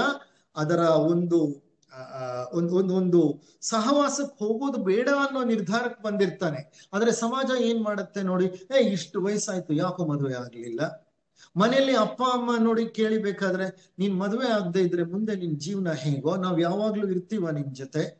ಫ್ರೆಂಡ್ಸ್ ನೋಡಿ, ನಾವೆಲ್ಲ ಮದುವೆ ಆಗಿಲ್ವಾ, ನೀನ್ ಯಾಕೋ ಮದುವೆ ಆಗಿಲ್ಲ ಇದುವರೆಗೂ. ಅಕ್ಕ ತಂಗಿ, ಅಣ್ಣ ತಮ್ಮ, ಆತನ ಸ್ವಂತ ಅಭಿಪ್ರಾಯಕ್ಕೆ, ಆತನ ಸ್ವಂತ ಯೋಚನೆಗೆ, ಆಲೋಚನೆಗೆ, ಚಿಂತನೆಗೆ ಸ್ವಲ್ಪವೂ ವ್ಯಾಲ್ಯೂ ಇರೋದಿಲ್ಲ. ಸಮಾಜದ ಆಶಯದಂತೆ ಬದುಕಬೇಕಾ ನಾನು, ಇಲ್ಲ ನನ್ನ ಸ್ವಂತ ಇಚ್ಛೆಯಂತೆ ನಾನು ಬದುಕಬೇಕಾ? ಇದು ಅವನಿಗೆ ಸಮಸ್ಯೆ ಆಗ್ಬಿಡುತ್ತೆ. ಕೊನೆಗೆ ನೀವು ಸಮಾಜದ ಕಟ್ಟುಪಾಡಿಗೆ ಬಗ್ಗುತ್ತೀರಿ. ಒಂದು ಹಂತ ಬರುತ್ತೆ, ವಿರೋಧಿಸಲು ಪ್ರಯತ್ನಿಸ್ತೀರಿ. ಯಾವಾಗ ನಿಮ್ಮ ವಿರೋಧ ಅಥವಾ ನಿರೋಧ ಕೆಲಸ ಮಾಡಲ್ವೋ, ಆಗ ಸಮಾಜದ ಇಚ್ಛೆಯಂತೆ ಅವರ ಕಟ್ಟುಪಾಡಿಗೆ ಬಗ್ಬಿಡ್ತೀರಿ. ಪರಿಸರದ ಜೊತೆ ಹೊಂದಿಕೆ ಮಾಡ್ಕೊಂಡು ಬಿಡ್ತೀರಿ. ಪ್ರತಿಯೊಬ್ಬ ರಾಜಕಾರಣಿಯೂ ಸಹ ಒಂದು ಸಮಸ್ಯೆಯನ್ನು ಬಗೆಹರಿಸುತ್ತಾನೆ. ಆದರೆ ಒಂದು ಸಮಸ್ಯೆಯನ್ನ ಬಗೆಹರಿಸುವಲ್ಲಿ ಆತ 100 ಸಮಸ್ಯೆಗಳನ್ನ ಹುಟ್ಟಿ ಹಾಕ್ತಾನೆ. ಇದೇ ಸಮಸ್ಯೆ. ನಮ್ಮ ಪಾಡಿಗೆ ನಾವು ಯಾವುದೋ ನಮ್ಮದೇ ಆದಂತಹ ಕೆಲವು ವಿಚಾರಗಳನ್ನ, ವಿಷಯಗಳನ್ನ, ತತ್ವಗಳನ್ನ, ನಡವಳಿಕೆಯನ್ನ, ಧೋರಣೆಗಳನ್ನ ಹೊಂದಿ ಬದುಕ್ತಾ ಇರ್ತೀವಿ. ಆದ್ರೆ ಸಮಾಜ ಇದನ್ನೆಲ್ಲ ನೀವು ಹೇಳ್ದಂಗೆ ನೀವು ಬದುಕಲಿಕ್ಕೆ ಬಿಡೋದಿಲ್ಲ. ಕಟ್ಟುಪಾಡುಗಳನ್ನ ತಂದಿಟ್ಟು ಬಿಡ್ತದೆ. ನಾವು ಅದಕ್ಕೆ ಬಿಡ್ತೀವಿ. ಆಗೇನಾಗತ್ತೆ ಅಂದ್ರೆ, ಒಂದು ಸಮಸ್ಯೆ ಪರಿಹಾರ ಆಗತ್ತೆ, 100 ಹೊಸ ಸಮಸ್ಯೆಗಳು ಸೃಷ್ಟಿಯಾಗತ್ತೆ. ಹೌದಾ ಅಲ್ವಾ? ಮದುವೆ ಆಗ್ಬಾರ್ದು ಅನ್ನುವಂತಹ ಒಂದು ನಿಲುವನ್ನ ತೆಗೆದುಕೊಂಡಂತ ವ್ಯಕ್ತಿಯನ್ನ ಬಲವಂತವಾಗಿ ಮದುವೆ ಮಾಡ್ತಾರೆ. ಅವನಿಗೆ ಒಂದೇ ಸಮಸ್ಯೆ. ಏನದು ಸಮಸ್ಯೆ? ನನಗೆ ಮದುವೆ ಮಾಡ್ಕೊಳ್ಲಿಕ್ಕೆ ಇಷ್ಟ ಇಲ್ಲ. ಅದು ಅವನಿಗೆ ಸಮಸ್ಯೆ ಅಂತ ಅನ್ನಿಸ್ತಿಲ್ಲ. ಅಕಸ್ಮಾತ್ ಅದು ಸಮಸ್ಯೆ ಅಂತ ಅನ್ಸಿದ್ರು ಸಮಾಜಕ್ಕೆ ಅನ್ಸಿರ್ಬಹುದು, ಅಥವಾ ಮುಂದಾತನಿಗೆ ಅದು ಸಮಸ್ಯೆ ಅಂತ ಅನ್ನಿಸ್ಬಹುದು. ಅದು ಬೇರೆ ವಿಷಯ. ಅದು ಟೋಟಲಿ ಸೆಕೆಂಡರಿ ಥಿಂಗ್. ಆದ್ರೆ ಅವನ ನಿಲುವನ್ನ ಕೆಣಕಿದ ನಾವು ಅವನನ್ನ ಬಗ್ಗಿಸಿಬಿಡ್ತೀವಿ. ಆತ ಒಂದು ಸಮಸ್ಯೆಯನ್ನ ಪರಿಹರಿಸಿಕೊಳ್ಳೋ ಹಂತದಲ್ಲಿ 100 ಸಮಸ್ಯೆಗಳನ್ನ ಹುಟ್ಟಾಕ್ತಾನೆ. ಮುಂದೆ ಮದುವೆ ಆಗ್ತಾನೆ, ಅನವಶ್ಯಕವಾದ 106 ಸಮಸ್ಯೆಗಳಿಗೆ ಸಿಕ್ಕಾಕೋತಾನೆ. ಅಂದ್ರೆ ನೀವು ಇದನ್ನೆಲ್ಲ ಗಮನಿಸಿಲ್ವಾ? ಯಾವುದೇ ರಾಜಕಾರಣಿಯನ್ನ ನೋಡಿ, ಒಂದು ಸಮಸ್ಯೆ ಪರಿಹರಿಸ್ತಾನೆ, 100 ಹೊಸ ಸಮಸ್ಯೆಗಳನ್ನ ಸೃಷ್ಟಿ ಮಾಡ್ತಾನೆ. ಮನುಷ್ಯನ ತಲೆಬುರುಡೆಯಲ್ಲಿರುವ ಆ ಮೆದುಳಿನಲ್ಲೇ ಸಮಸ್ಯೆಗಳಿವೆ. ನನ್ನ ಪ್ರಶ್ನೆ ನಿಮಗೆ ಅರ್ಥವಾಗುತ್ತಿದೆಯೇ? ಅವರು ಯಾವ ಪ್ರಶ್ನೆ ಕೇಳ್ತಾ ಇದ್ದಾರೆ ನೋಡಿ, ಇದನ್ನೆಲ್ಲ ನೀವು ಸಮಾಜದಲ್ಲಿ ಗಮನಿಸಿಲ್ವಾ? ಒಂದು ಸಮಸ್ಯೆ ಪರಿಹರಿಸುವ ಹಂತದಲ್ಲಿ 100 ಹೊಸ ಸಮಸ್ಯೆಗಳನ್ನ ತೆರೆದಿಡೋದು ನಿಮಗೆ ಗೊತ್ತಿಲ್ವಾ? ಮನುಷ್ಯನ ಮೆದುಳಿನಲ್ಲೇ 100 ಸಮಸ್ಯೆಗಳಿವೆ, ತಲೆ ಬುರುಡೆಯಲ್ಲೇ ಇದೆ ಸಮಸ್ಯೆಗಳು. ನಾನು ಕೇಳ್ತಿರೋ ಪ್ರಶ್ನೆ ನಿಮ್ಗೆ ಅರ್ಥವಾಗ್ತಾ ಇದೆ ಅಲ್ವಾ? ಮೆದುಳು ಎಂದಾದರೂ ಸಮಸ್ಯೆ ರಹಿತವಾಗಿದೆಯೇ ಸಮಸ್ಯೆಗಳನ್ನ ಪರಿಹರಿಸಲು? ನಾವೇನ್ ಮಾಡ್ತೇವೆ, ಸಮಸ್ಯೆಗಳನ್ನ ಪರಿಹರಿಸಲಿಕ್ಕೆ ನಾವು ನಮ್ಮ ಮೆದುಳನ್ನ ಬಳಸ್ತೇವೆ. ಆದ್ರೆ ಮೆದುಳೇ ಸಮಸ್ಯೆಯಲ್ಲಿ ಮುಳುಗಿದೆ. ಸಮಸ್ಯೆಗಳಲ್ಲಿ ಮುಳುಗಿರುವ ಮೆದುಳಿನಿಂದ ಸಮಸ್ಯೆಗಳನ್ನ ಪರಿಹರಿಸಲು ಸಾಧ್ಯವಿದೆಯೇ? ಎಷ್ಟು ಮುಖ್ಯವಾದಂತ ವಿಚಾರ ಇದು, ಗಮನಿಸಿ ನೋಡಿ. The consciousness that created the problem cannot solve the problem ಅಂತ ಆಲ್ಬರ್ಟ್ ಐನ್ಸ್ಟೈನ್ ಒಂದ್ ಕಡೆ ಹೇಳ್ತಾನೆ. ಅಂದ್ರೆ ಯಾವ ಪ್ರಜ್ಞೆ ಸಮಸ್ಯೆಗಳನ್ನ ಸೃಷ್ಟಿ ಮಾಡ್ತೋ ಆ ಪ್ರಜ್ಞೆ ಸಮಸ್ಯೆಗಳನ್ನ ಪರಿಹರಿಸಲಿಕ್ಕೆ ಅದಕ್ಕೆ ಸಾಧ್ಯ ಇಲ್ಲ. ಹಾಗಾದ್ರೆ ಯಾವ ಪ್ರಜ್ಞೆ ಸಮಸ್ಯೆಗಳನ್ನ ಸೃಷ್ಟಿ ಮಾಡ್ತೋ ಆ ಪ್ರಜ್ಞೆಯನ್ನ ಬಿಟ್ಟು ಇನ್ನೊಂದು ಉನ್ನತ ಪ್ರಜ್ಞೆಯನ್ನ ನಾವು ಬೆಳೆಸ್ಕೊಂಡ್ರೆ ನಮ್ಮ ಸಮಸ್ಯೆಗಳನ್ನ ನಾವು ಪರಿಹರಿಸ್ಕೋಬಹುದು. ಆದ್ರೆ ನಮ್ಮ ಒಂದು ಇಶ್ಯೂ ಏನಿದೆ ಇಲ್ಲಿ ಅಂದ್ರೆ, ಯಾವ ಮೆದುಳು ಸಮಸ್ಯೆಗಳ ಒಂದು ಸಮೂಹವಾಗಿದೆಯೋ ಆ ಮೆದುಳಿನಿಂದ ನಮ್ಮ ಸಮಸ್ಯೆಗಳನ್ನ ಪರಿಹರಿಸಿಕೊಳ್ಳಲಿಕ್ಕೆ ಪ್ರಯತ್ನ ಪಡ್ತೇವೆ. ಅಂದ್ರೆ ಯಾವುದು ಕಾರಣವೋ ಆ ಕಾರಣದಿಂದಲೇ ಪರಿಹಾರವನ್ನು ಹುಡುಕ್ಲಿಕ್ಕೆ ಪ್ರಯತ್ನ ಪಡ್ತೇವೆ. ಮೆದುಳು ಎಂದಾದರೂ ಸಮಸ್ಯೆ ರಹಿತವಾಗಿದೆಯೇ? ಸಾಧ್ಯನೇ ಇಲ್ಲ. ಕಾರಣವೇನೆಂದರೆ, ಮೆದುಳು ಸಮಸ್ಯೆ ರಹಿತವಾಗದಿದ್ದರೆ ಸಮಸ್ಯೆಗಳನ್ನು ಅದು ಹೇಗೆ ಪರಿಹರಿಸಲು ಸಾಧ್ಯ? A trouble free mind can solve the troubles. A trouble packed mind cannot solve the troubles. ಇದನ್ನೇ ಆಲ್ಬರ್ಟ್ ಐನ್ಸ್ಟೈನ್ ಹೇಳಿದ್ದು. ಇದು ತಾರ್ಕಿಕವಾಗಿ ಸರಿ ಇದೆ ಅಲ್ವೇ? ಹೌದಾ ಅಲ್ವಾ? ಯಾವ ಕಾರಣ ಕಾರ್ಯವನ್ನ ಉತ್ಪತ್ತಿ ಮಾಡ್ತೋ ಆ ಕಾರಣದಿಂದಲೇ ನಾನು ಕಾರ್ಯವನ್ನ ಪರಿಹರಿಸ್ತೀನಿ ಅಂದ್ರೆ ಸಾಧ್ಯ ಇಲ್ಲ. ಇದು ಲಾಜಿಕಲ್. ಇದು ಅಂದ್ರೆ ನಿಮ್ಮ ಮೆದುಳು ನಿಮ್ಮ ಅಪಾರ ನೆನಪುಗಳನ್ನ ಹೊತ್ತು ಅಪರಿಮಿತ ಜ್ಞಾನವನ್ನ ಗಳಿಸಿ ಪೋಷಿಸಲ್ಪಟ್ಟು ಸಮಸ್ಯೆಗಳನ್ನು ಹೊಂದುವ ರೀತಿ ಶಿಕ್ಷಣವನ್ನ ಪಡೆದಿದೆ. The major issue is with your brain. ನಿಮ್ಮ ಬ್ರೈನ್ಗೆ ಎಂತ ಟ್ರೈನಿಂಗ್ ಕೊಡಲಾಗಿದೆ ಅಂದ್ರೆ ಅದು ಅಪಾರವಾದ ನೆನಪುಗಳನ್ನು ತುಂಬಿಸ್ಕೊಂಡಿದೆ. ಹೌದಾ ಅಲ್ವಾ? ನಾವು ಓದುವಾಗ subject related fact subject related factual information ಇದನ್ನ ತುಂಬಿಸ್ಕೊಂಡಿರ್ತೇವೆ. ಮನೆಗಳಲ್ಲಿ ನಡೆದಂತ ಹಲವಾರು ವಿಷಯ ವಿದ್ಯಮಾನಗಳು ನಮ್ಮ ನೆನಪಾಗಿರುತ್ತೆ. ಶಾಲೆ ಕಾಲೇಜುಗಳಲ್ಲಿ ಮಿತ್ರರ ಜೊತೆ ನಡೆದಂತಹ ಹಲವಾರು ಸಂಭಾಷಣೆಗಳು, ನಡೆದಂತಹ ಹಲವಾರು ಘಟನೆಗಳು ನೆನಪಾಗುಳಿದಿರುತ್ತೆ. ಸಮಾಜದಲ್ಲಿ ನಾವು ಬದುಕುತ್ತಿರುವಾಗ ಯಾರ್ಯಾರ ಸಂಪರ್ಕಕ್ಕೆ ಬರ್ತೀವೋ ಆ ಎಲ್ಲರಿಗೂ ಸಂಬಂಧಪಟ್ಟ ವಿಷಯ ವಿಚಾರಗಳು ಸ್ಮರಣೆಯಾಗಿ ಉಳಿದಿರುತ್ತೆ. ಅಪಾರವಾದಂತಹ ನಾವು ಜ್ಞಾನವನ್ನ ಹೊತ್ಕೊಂಡಿರ್ತೇವೆ. ಏನೋ ಓದಿ ಆ ಜ್ಞಾನವನ್ನ, ಅಪರಿಮಿತ ಜ್ಞಾನವನ್ನ ಗಳಿಸಿರ್ತೇವೆ. ಈ ಮೆದುಳನ್ನ ಪೋಷಿಸಿರ್ತೇವೆ. ಸಮಸ್ಯೆಗಳನ್ನು ಹೊಂದುವ ರೀತಿ ಶಿಕ್ಷಣವನ್ನ ಪಡೆದಿದ್ದೇವೆ. ಮೆದುಳು ಹಲವಾರು ಸಮಸ್ಯೆಗಳನ್ನ ಹೊತ್ತು ತಿರುಗಲಿಕ್ಕೆ ಬೇಕಾದಂತ ಶಿಕ್ಷಣವನ್ನ ನಾವು ನಮ್ಮ ಶಾಲಾ ಕಾಲೇಜುಗಳಲ್ಲಿ ಪಡೆದಿದ್ದೇವೆ. ಈಗ ಕೇಳ್ತಾ ಇರೋ ಪ್ರಶ್ನೆ ಏನಂದ್ರೆ, ಮೆದುಳು ಸಮಸ್ಯೆಗಳಿಂದ ಮುಕ್ತವಾಗಿರಲು ಸಾಧ್ಯವೇ? ಮೆದುಳನ್ನ ಸಮಸ್ಯೆಗಳಿಂದ ಮುಕ್ತವಾಗಿಸಲು ಸಾಧ್ಯ ಇದೆಯಾ? ಏಕೆಂದರೆ ಅದು ಸಮಸ್ಯೆಗಳನ್ನು ಬಗೆಹರಿಸಬೇಕು. ಮೆದುಳು ಸಮಸ್ಯೆಗಳನ್ನ ಬಗೆಹರಿಸಬೇಕು ಅಂದ್ರೆ ಮೊಟ್ಟ ಮೊದಲು ಅದು ಸಮಸ್ಯೆ ರಹಿತವಾಗಿರಬೇಕು. ಹೌದಾ ಅಲ್ವಾ? ನಮ್ಮ ಮೆದುಳು ಸಮಸ್ಯೆಗಳಿಂದ ತುಂಬಿರುವಾಗ ಅದು ಸಮಸ್ಯೆಗಳನ್ನ ಪರಿಹರಿಸಲು ಸಾಧ್ಯವಿಲ್ಲ. ನಮ್ಮ ಮೆದುಳು ಹಲವಾರು ರೀತಿಗಳಲ್ಲಿ ನಿರ್ಬಂಧಿತವಾಗಿದೆ. ನಮ್ಮ ಮತ, ಶಿಕ್ಷಣ, ಪರಿಸರ, ನಮ್ಮ ಆರ್ಥಿಕ ಸ್ಥಿತಿ ಮತ್ತು ವ್ಯಾಪಾರಿಯಾಗಿಯೋ ಗೃಹಿಣಿಯಾಗಿಯೋ ವೃತ್ತಿಪರರಾಗಿಯೋ ಬಹಳ ನಿರ್ಬಂಧಿತವಾಗಿ ಬಿಟ್ಟಿದೆ. Our brain or our mind is highly conditioned mind, imprisoned mind. ನಮ್ಮ ಮನಸ್ಸಿನಲ್ಲಿ ಆಳವಾಗಿ ಬೇರೂರಿರುವಂತ ಹಲವಾರು ವಿಷಯ, ವಿಚಾರ, ಅಭಿಪ್ರಾಯಗಳು ತುಂಬಿಕೊಂಡಿವೆ.